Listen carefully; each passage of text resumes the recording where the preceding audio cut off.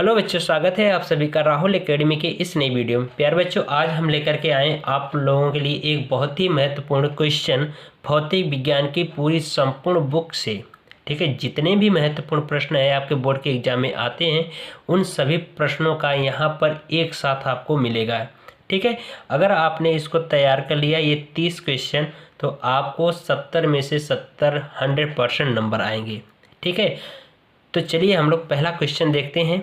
ठीक है, तो पहला क्वेश्चन ये है कूलाम का नियम। ठीक है प्यारे बच्चों, ये कूलाम का नियम जो कि बहुत ही महत्वपूर्ण टॉपिक है, आपके बोर्ड के एग्जाम में यह कम से कम 3 या 4 नंबर का क्वेश्चन आता है। ठीक है, तो ये आप अच्छे से तैयार कर लीजिए और इसकी वीडियो भी यूट्यूब चैनल पर मैंने डाल रखा है। अगर आपने अभी तक नहीं देखा है तो प्लेलिस्ट में जाइए, वहाँ से कूलाम का नियम मिल जाएगा।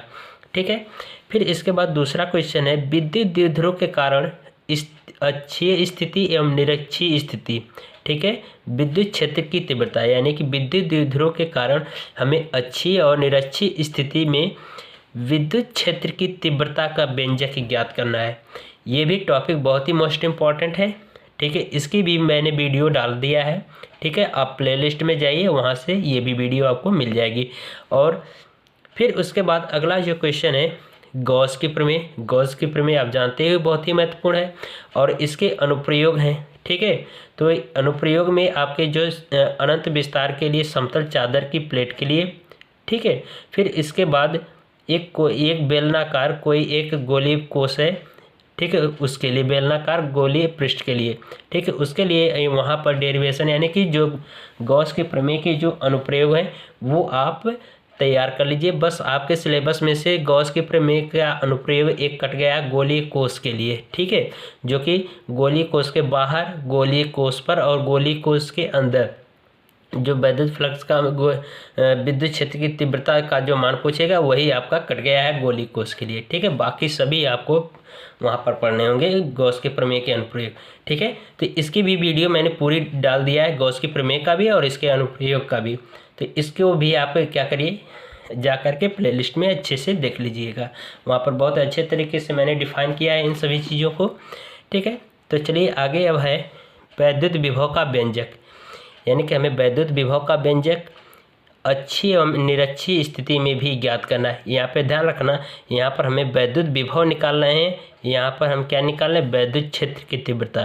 तो ये समझो कि ये दोनों क्वेश्चन में कंफ्यूज नहीं होना है। ठीक है, और ये अच्छे से तैयार कर लीजिएगा इसको भी। ठीक है, ये भी आपके बहुत ही मोस्ट इम्पॉर्टेंट है, इसका डेरिवेशन प्लस साथ में इसके न्यूमेरिकल्स भी आते हैं। ठीक है, फिर इसके बाद अगला जो प्रश्न है 5वां नंबर प्रश्न, इसमें है समांतर प्लेट संधारित्र की धारिता का व्यंजक। प्यारे बच्चों, आप जानते हैं बहुत ही ये मोस्ट इंपॉर्टेंट क्वेश्चन है समांतर प्लेट संधारित्र की धारिता का व्यंजक। तो इसको भी आप काफ़ी अच्छे से तैयार कर लीजिएगा और साथ में संधारित्र क्या है और संधारित्र के सिद्धांत और उसकी कार्यविधि भी तैयार कर लीजिएगा। ठीक है, ये क्वेश्चन बहुत ही मोस्ट हैं। फिर इसके बाद अगला जो क्वेश्चन है समांतर प्लेट संधारित्र की धारिता का व्यंजक जब प्लेटों के बीच आंशिक रूप से कोई परावैद्युत पदार्थ रखा हो। ठीक है प्यारे बच्चों, इसकी भी वीडियो और इसकी भी यानी 5वें नंबर का क्वेश्चन की और 6वें नंबर के क्वेश्चन की वीडियो मैंने यूट्यूब पर डाला है। अगर आपने अभी तक नहीं देखा है तो प्लेलिस्ट में जाइए, वहाँ से उसको देख लीजिए। बहुत ही सरल और आसान तरीके से वहाँ पर मैंने डिफ़ाइन किया है, जो कि आपको एक बार देखोगे पूरे दिमाग में सेट हो जाएगा और आपके बहुत ही अच्छे तरीके से आप बोर्ड के एग्ज़ाम में लिख करके आओगे और अच्छे नंबर पाओगे। ठीक है, तो चलिए अगला जो प्रश्न है हम लोग देखते हैं किरचॉफ का नियम। ठीक है, 7वां जो प्रश्न है किरचॉफ का नियम। किरचॉफ का नियम भी बहुत ही मोस्ट इम्पॉर्टेंट है, इसके न्यूमेरिकल भी आते हैं और बोर्ड के एग्ज़ाम में इनके डेफिनेशन यानी कि ये पूरा 100, ये तो आपके बोर्ड के एग्ज़ाम में 100% क्वेश्चन आता है। एक ये 8वां प्रश्न है व्हीटस्टोन सेतु या व्हीटस्टोन ब्रिज, ये भी एक महत्वपूर्ण क्वेश्चन है, इसको भी आप तैयार कर लीजिएगा। ठीक है, तो इसकी भी वीडियो और यानी कि यहाँ से देख रहे हो इन सब की वीडियो आपको हमारे यूट्यूब चैनल में मिल जाएगी। प्लेलिस्ट में जाइए, खोजिए, मिल जाएगा सभी की वीडियो। ठीक है, तो व्हीटस्टोन सेतु भी बहुत ही मोस्ट इम्पॉर्टेंट टॉपिक है और विभव मापी और उसकी कार्यविधि ये भी इम्पॉर्टेंट है। ठीक है, 9वां क्वेश्चन जो है विभव मापी भी आप तैयार कर लीजिएगा बढ़िया से। ठीक है, अगला जो है 10वां प्रश्न मीटर सेतु या इसी को हम कहते हैं मीटर ब्रिज। ठीक है, ये भी आपके लिए क्या होता है, बहुत ही महत्वपूर्ण है। आपके विभवमापी और मीटर सेतु में आपके जब वाइबा जब देने जाते हैं, जब प्रैक्टिकल कॉपी लिखवाई जाती है, तो वहाँ पर जब वाइबा होता है तो वाइबा में यहाँ से इनसे क्वेश्चन पूछे जाते हैं। ठीक है, मीटर सेतु का सिद्धांत पूछ देगा और विभवमापी का सिद्धांत पूछ देगा। कह देगा विभवमापी में और मीटर सेतु में जो तार लगे होते हैं वो कौन सी धातु का बना होता है, तो ध्यान रखना कांस्टेंटन या मैग्नीन के तार लगा होता है, जो कि मीटर सेतु में तार की लंबाई कितनी होती है, 1 मीटर की होती है। ठीक है, ये ध्यान रखना। तो ये इनसे आपके वाइबा में भी क्वेश्चन आते हैं और आपके ये 3 या 4 नंबर में भी आते हैं। ठीक है, तो चलिए अगला प्रश्न है, कह रहा है कि लूप पर लगने वाले बलयुग्म के आघूर्ण का सूत्र। ठीक है, यानी एक समान चुंबकीय क्षेत्र में कोई एक धारावाहिक कुंडली को लटका कर रखा जाता है, तो उस कुंडली पर बलयुग्म कार्य करता, उस बलयुग्म के लिए आघूर्ण के सूत्र का निगमन करना है। ठीक है, तो ये भी क्वेश्चन बहुत इंपॉर्टेंट है, इसका डेरिवेशन आता है, इसको भी आप अच्छे से तैयार कर लीजिए। Question number 11। ठीक है, अब आइए हम लोग क्वेश्चन नंबर 12 देखते हैं। तो यहाँ पर देख रहे हो क्वेश्चन नंबर 12 में यहाँ पर कहा गया है, 2 समांतर धारावाही रेखीय तारों के बीच के लिए बल के लिए व्यंजक। ठीक है, आपके लिए डेरिवेशन पढ़ाया गया होगा, मैंने यूट्यूब पर भी पढ़ाया है। ठीक है, तो इस तरह से 2 समांतर तार होते हैं, उसमें धारावाही चालक यानी कि धारा प्रवाहित होती है, तो इनके कारण यहाँ पर इधर बल लगता है और इसके कारण यहाँ पर इधर बल लगता है। तो इन दोनों के बीच में जो बल कार्य करते हैं उसके लिए ये सूत्र का निगमन करना, ये यहाँ पर मैंने लिख दिया है कि कौन से सूत्र का निगमन करना। तो ये भी आपके लॉन्ग क्वेश्चन में आते हैं, तो इसको भी आप बहुत अच्छे तरीके से तैयार कर लीजिएगा। ठीक है, यानी कि यहाँ पर जो ऐसे वही कंटेंट लिए गए हैं, वही क्वेश्चन लिए गए हैं जो कि हर बार बोर्ड के एग्जाम में इन्हीं के अंदर से क्वेश्चन पूछे जाते हैं। ठीक है, ये क्वेश्चन आपके मॉडल पेपर और जो आपके प्रीवियस ईयर के जो क्वेश्चन उन्हीं को मिला करके मैंने यहाँ पर बनाया है। ठीक है, तो ये ध्यान रखिएगा, जो कि ये बहुत ही महत्वपूर्ण क्वेश्चन है। तो यही बार बार आपके क्वेश्चन इन्हीं 30 प्रश्नों के अंदर से ही आपके रिपीट होते हैं प्रश्न। ठीक है, तो चलिए अब हम लोग प्रश्न नंबर 13 को देखते हैं। तो ये रहा है आपके सामने प्रश्न नंबर 13, अन्योन प्रेरण गुणांक, उसका मात्रक और बीमा सूत्र। अन्योन प्रेरण गुणांक ये भी बहुत ही महत्वपूर्ण टॉपिक है। अन्योन प्रेरण गुणांक में क्या होता है, 2 कुंडलियां होती हैं इस तरह से लगी हुई। ठीक है, अगर एक कुंडली में हम फ्लक्स में परिवर्तन करते हैं तो दूसरी कुंडली में भी क्या होती है, धारा प्रवाहित होने लगती है। ठीक है, तो ये ध्यान रखना अन्योन प्रेरण गुणांक के लिए। ये भी क्वेश्चन बहुत ही मोस्ट इंपॉर्टेंट है, जो कि ये आपके लॉन्ग क्वेश्चन में आते हैं, 5 नंबर में क्वेश्चन आता है। और साथ ही साथ जो प्रश्न नंबर जो 14 है, ये भी स्व प्रेरण गुणांक। ठीक है, तो इन दोनों में से कोई हमेशा, यानी कि इन दोनों में से अन्योन प्रेरण गुणांक और स्व प्रेरण गुणांक दोनों में से कोई एक ही क्वेश्चन आता है। तो यहाँ पर मैंने दोनों लिख दिया है, आप दोनों तैयार करिएगा, दोनों तैयार होगा, जो आपको पूछेगा वो आप अच्छे से कर लोगे पेपर में। ठीक है, तो ये रहा क्वेश्चन नंबर 14 और ये रहा क्वेश्चन नंबर 13। तो यानी कि अन्योन प्रेरण और स्व प्रेरण गुणांक में से कोई एक क्वेश्चन आता है, यहाँ पर मैं क्लियर बता दे रहा हूँ। ठीक है, और इन दोनों में से 100% एक क्वेश्चन आएगा ही आएगा। ठीक है, तो ये इसको भी आप अच्छे तरीके से तैयार कर लीजिएगा।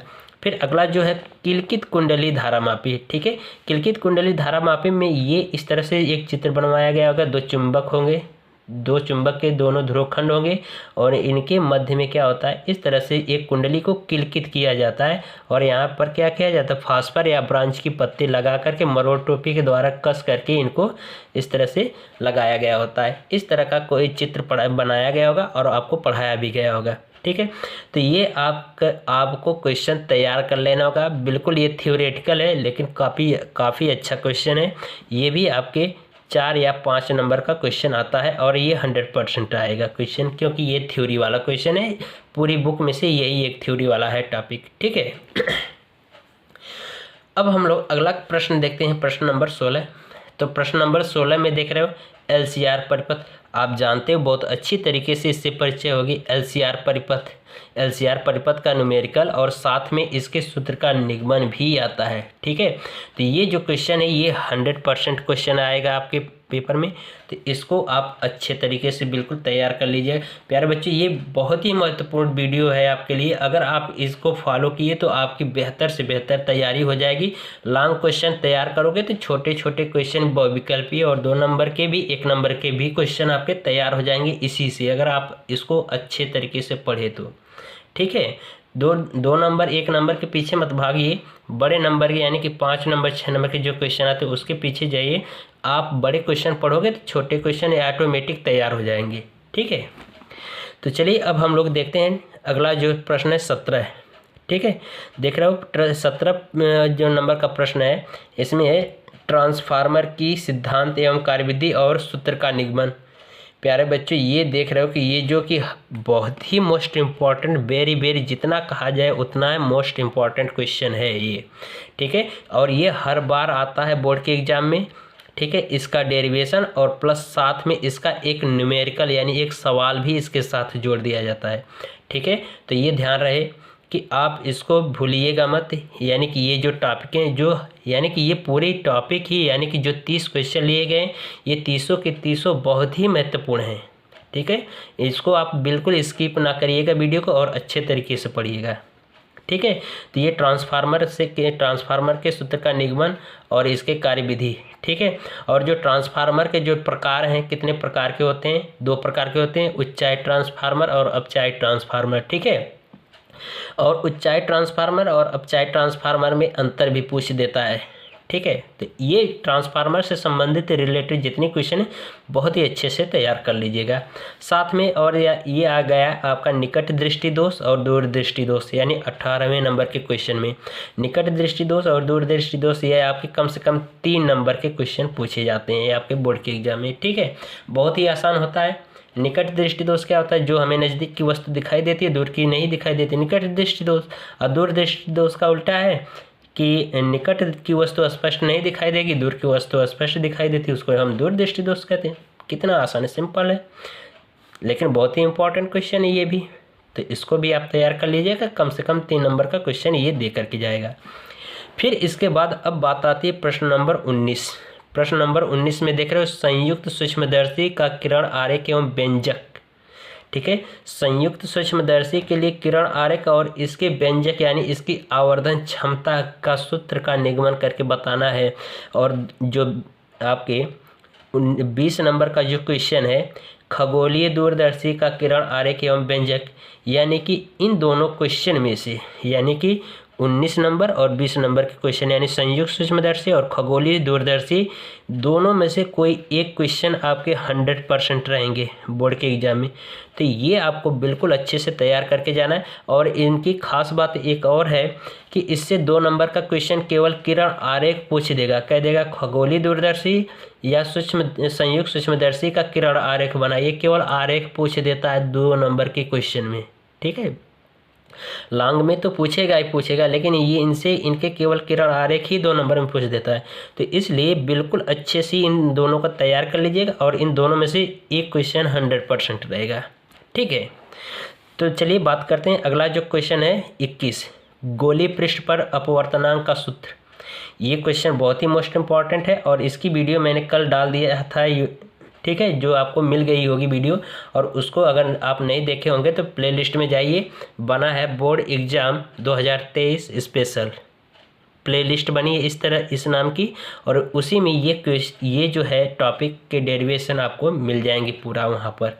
ठीक है, फिर अगला जो क्वेश्चन है लेंस मेकर या लेंस निर्माता के सूत्र का निगमन। ये भी बहुत ही मोस्ट इम्पॉर्टेंट क्वेश्चन है, इसको भी आप काफ़ी अच्छे से तैयार कर लीजिएगा। ठीक है, इससे और इससे संबंधित न्यूमेरिकल भी आते हैं, यानी गोलीय पृष्ठ पर अपवर्तनांक का सूत्र और लेंस मेकर का सूत्र पर आधारित इनके निगमन तो आते हैं इस सूत्र के, लेकिन साथ में इनके सवाल भी होते हैं आधारित। ठीक है, अगला क्वेश्चन देखिए, अगला क्वेश्चन है प्रिज्म के अपवर्तनांक के लिए सूत्र का निगमन। ठीक है, प्रिज्म के अपवर्तनांक के लिए सूत्र मैंने ये बताया था, साइन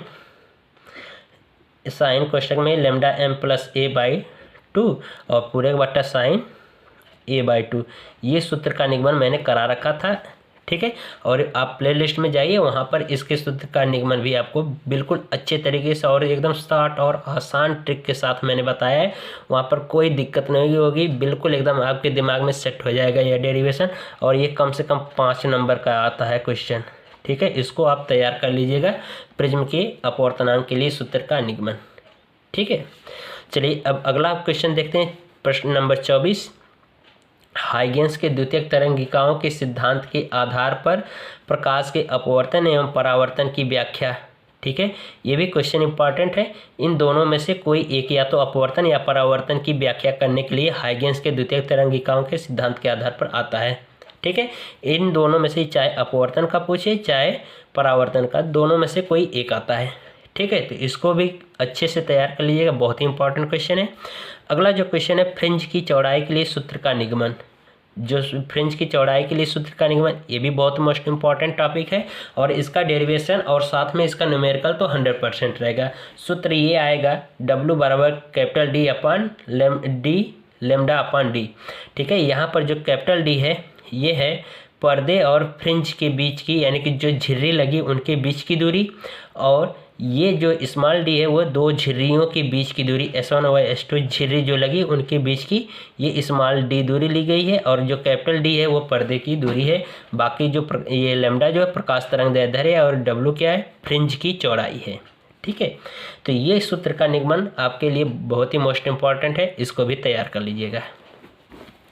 अब बात आती है डी ब्रॉगली के तरंग दैर्ध्य के सूत्र का निगमन, ठीक है। डी ब्रॉगली के तरंग दैर्ध्य के सूत्र का निगमन, ये भी बहुत ही मोस्ट इंपॉर्टेंट है।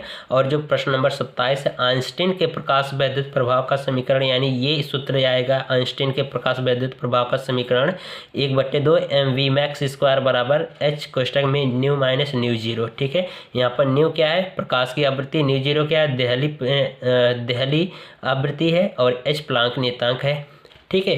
तो इन दोनों में से, ठीक है, आइंस्टीन के प्रकाश वैद्युत प्रभाव और डी ब्रॉगली के तरंग दैर्ध्य, इन दोनों में से कोई एक क्वेश्चन हमेशा बोर्ड के एग्जाम में आएगा। ज़्यादातर जो पूछे जाने वाला जो क्वेश्चन ये है आइंस्टीन के प्रकाश वैद्युत प्रभाव का समीकरण, ठीक है। बाकी डी ब्रॉगली के साथ जो डी ब्रॉगली का तरंग दैर्ध्य समीकरण है, इस पर न्यूमेरिकल आते हैं, ठीक है। तो आप इसको काफ़ी अच्छे से तैयार कर लीजिएगा, ठीक है। बहुत ही मोस्ट इम्पॉर्टेंट टॉपिक हैं ये सभी, और ये काम की चीज़ें हैं, आप तैयार कर लीजिएगा बिल्कुल अच्छे से, ठीक है। अब चलिए, कितने प्रश्न नंबर 27 हो गए, 3 क्वेश्चन और हैं, ठीक है। तो 3 क्वेश्चन ये आपके सामने रहे। 28वां जो क्वेश्चन है, पीएन संधि डायोड। पीएन संधि डायोड बहुत ही मोस्ट इंपॉर्टेंट है, ये हर बार बोर्ड के एग्जाम में पूछे जाने वाला क्वेश्चन है। ये 100% गारंटी के साथ ये क्वेश्चन आएगा। इसके लिए कहेगा पीएन संधि डायोड क्या है, और इसके अग्रदिशिक एवं पश्च दिशिक दोनों कंडीशन में बताना है कि फॉरवर्ड बायस में और रिवर्स बायस में ये पीएन संधि डायोड किस तरह से काम करता है, और इसके लिए ग्राफ भी प्रदर्शित कीजिए, ठीक है। तो ग्राफ कुछ इस तरह से, फॉरवर्ड बायस में कुछ इधर जाएगा तो रिवर्स बायस में कुछ ऐसे आएगा, तो इस तरह से इसका ग्राफ बना होगा, ठीक है। ये बहुत ही मोस्ट इंपॉर्टेंट टॉपिक है, इसको आप 100% मानकर चलिए, गारंटी के साथ ये क्वेश्चन आएगा, ठीक है। और बाकी 29 नंबर का जो क्वेश्चन है, यानी प्रश्न नंबर 29 देखिए, एलईडी का सिद्धांत एवं कार्यविधि, और साथ में इसके साथ सौर सेल भी जुड़ा रहता है। तो चाहे इसमें आपके बोर्ड के एग्जाम में एलईडी पूछ दे या फिर सौर सेल पूछ दे, ये कम से कम 4 नंबर के क्वेश्चन होते हैं, और ये गारंटी के साथ ही इन दोनों में से कोई एक ही क्वेश्चन आएगा, चाहे एलईडी आ जाए या फिर सौर सेल के सिद्धांत एवं कार्यविधि पूछ दे, ठीक है। तो ये भी काफ़ी अच्छे क्वेश्चन है, इसको भी आप तैयार कर लीजिएगा, ठीक है। लास्ट में जो आता है, एक अर्ध तरंगदिष्टकारी एवं पूर्ण तरंगदिष्टकारी के लिए पूर्ण तरंगदिष्टकारी के कार्यविधि, ठीक है। जो आपके क्वेश्चन है, एलईडी जो है अर्ध तरंगदिष्टकारी, जो पीएन डायोड है अर्ध तरंगदिष्टकारी और पूर्ण तरंगदिष्टकारी के रूप में किस तरह से कार्य करता है, इसके लिए सूत्र का निगमन करना, सूत्र तो नहीं है, थ्योरी है, इसके लिए कार्यविधि और इसका ग्राफ, सबसे जो मोस्ट होता है इन दोनों का ग्राफ होता है, ठीक। ठीक है। तो ग्राफ में अर्ध तरंग डिस्ट कार्य में क्या होगा कि हम इस तरह से धारा इसमें क्या होंगे, प्रत्यावर्ती धारा देंगे। तो क्या करेंगे, कुछ ऐसे कंडीशन होगी जब चेंज करेंगे तो एक जगह हमें क्या होता है, धारा का मान प्राप्त होगा तो दूसरी जगह नहीं, फिर एक जगह प्राप्त होगा तो दूसरी जगह नहीं, फिर एक जगह प्राप्त होगा तो दूसरी जगह नहीं प्राप्त होगा। तो देख रहे हो कि ये हमें आधा आधा प्राप्त हो रहा है तरंग, तो इसलिए इसको कहा जा रहा है अर्ध तरंग दिष्टकारी। ठीक है। पूर्ण तरंग दिष्टकारी में हमें क्या होगा कि जो ये वैल्यू दी जाएगी वही आउटपुट में भी यही इस तरह से प्राप्त होगा। तो ये देख रहे हो कि एक यानी पूरी की पूरी तरंग मिल रही है, तो इसलिए इसको कहा जा रहा है पूर्ण तरंग दिष्टकारी। ठीक है। तो इस तरह से इसकी कार्यविधि और ग्राफ बहुत ही इंपॉर्टेंट है। ठीक है।